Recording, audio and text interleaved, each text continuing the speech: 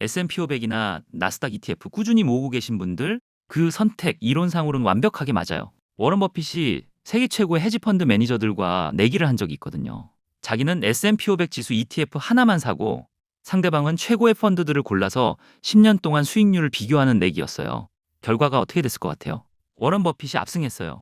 날고 기는 전문가들이 10년을 다 쏟아부어도 지수 ETF 하나를 이기지 못한 거예요. 그러니까 S&P 500, 나스닥 ETF 들고 꾸준히 모아가는 전략. 이건 세계에서 이미 검증된 방법이에요. 근데 이상한 게 있어요. 개인 투자자 중에서 시장 수익률조차 못 따라가는 사람이 몇 퍼센트나 될 것 같아요? 80%예요. 정답지를 손에 쥐고 있는 사람들의 80%가 그 정답지를 결국 써먹지 못해요. 도대체 왜일까요? 의지가 약해서가 아니에요. 여러분의 계좌를 녹이도록 설계된 시스템이 있기 때문이에요. 오늘은 그 시스템이 어떻게 작동하는지 그리고 어떻게 빠져나오는지 얘기해 볼게요. 처음 ETF를 시작하면 정말 평화로워요. 매달 월급날 50만 원, 100만 원씩 자동이체 걸어두고 그냥 살면 되거든요. 주가가 오르면 좋고 내려도 어차피 더 싸게 살 수 있으니 오히려 반갑고요. 주식창을 매일 들여다볼 이유가 없으니 일상도 편안합니다. 밤에 잠도 잘 옵니다. 가끔 계좌를 열어 빨간 숫자가 나오면 역시 내 선택이 틀리지 않았다는 묵직한 안정감이 생겨요. 스스로 워런 버핏의 철학을 따르는 현명한 투자자가 된 것 같은 기분이죠. 이 시기가 투자 인생에서 가장 아름답고 단순하게 느껴지는 순간이에요. 근데 이 평화는 오래가지 않습니다. 무너지는 건 거창한 경제 위기 때문이 아니에요. 아주 사소한 일상에서 금이 가거든요. 회사 점심시간 동료가 아무렇지도 않게 던진 한마디. 야, 김대리 봤어? 반도체 테마주 타서 일주일 만에 연봉 절반 벌었대. 그 말을 듣는 순간 밥이 입으로 들어가는지 코로 들어가는지 모르게 돼요. 집에 돌아와 유튜브를 켜면 온통 이런 썸네일들이 눈을 찌르고요. 지금 안 사면 벼락거지 됩니다. 이 종목 다음 달에 10배 갑니다. 어제까지 든든했던 내 S&P 500이 갑자기 느려터진 거북이처럼 보이기 시작하는 거죠. 연수익률 10%. 이걸로 언제 부자가 될 수 있을까? 남들은 하루 만에 30%를 먹는데 이 비교 심리가 독버섯처럼 피어올라요. 여기서 잠깐. 이게 여러분의 의지가 약해서 생기는 걸까요? 절대 아닌입니다.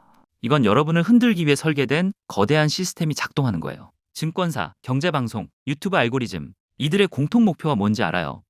바로 여러분의 잦은 매매예요. 여러분이 S&P 500 사두고 10년 동안 앱을 켜지 않으면 증권사는 수수료를 못 벌잖아요.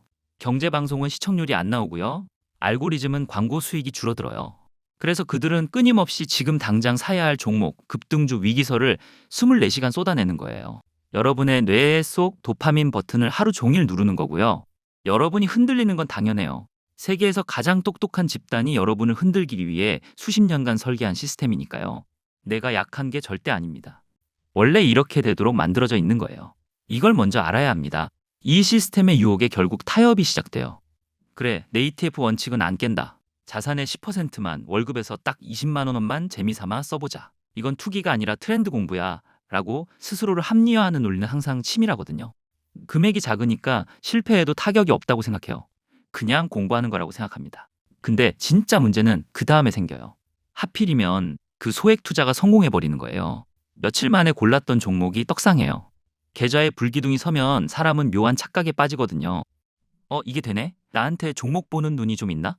차라리 처음부터 이뤘으면 에이 역시 지수나 모아야겠다 하고 돌아왔을 텐데 근데 성공해버렸으니 문제입니다. 운을 실력으로 착각하는 이 순간이 투자 인생에서 가장 위험한 마약이에요.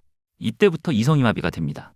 10만 원 넣어서 3만 원 번 기쁨이 아닙니다. 1천만 원 넣었으면 300만 원인데 왜 나는 쫄아서 이것밖에 안 넣었지? 이 아쉬움이 머릿속을 지배하기 시작하거든요.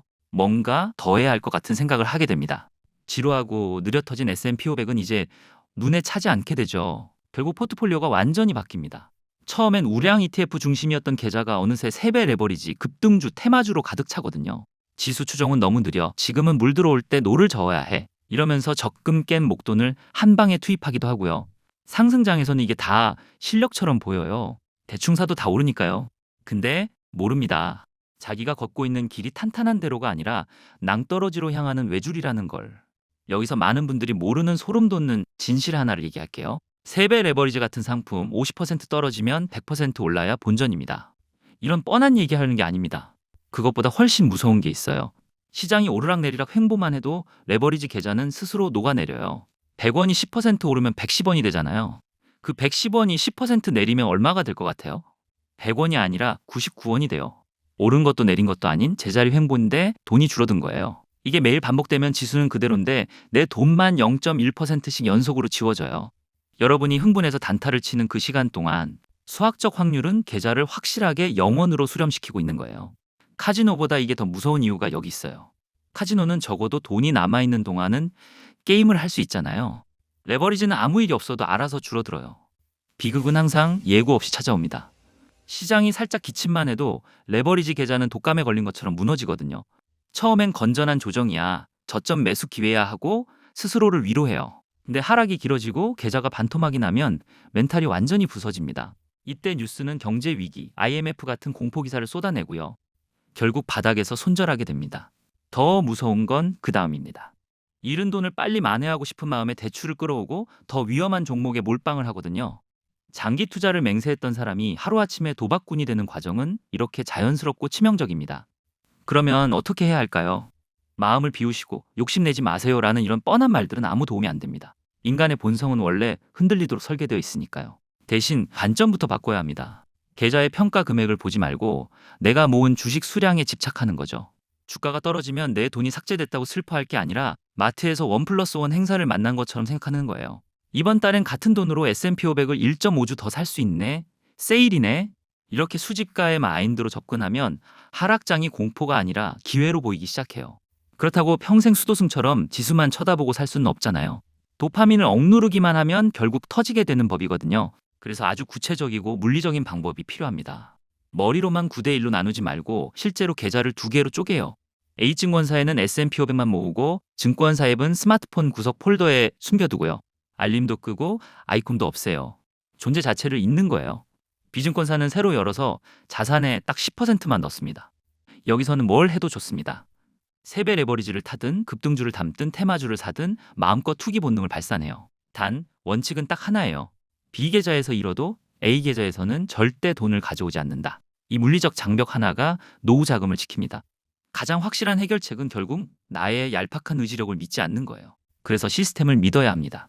월급이 들어오면 내 손을 거치지 않고 자동으로 S&P 500이 매수되도록 세팅해버려요. 시장이 폭락하든 전쟁이 나든 뭔 일이 있든 기계처럼 사는 거예요. 투자가 재밌고 짜릿하다면 지금 뭔가 잘못하고 있는 거예요. 투자는 원래 지루하고 따분하고 하품이 나와야 정상이에요.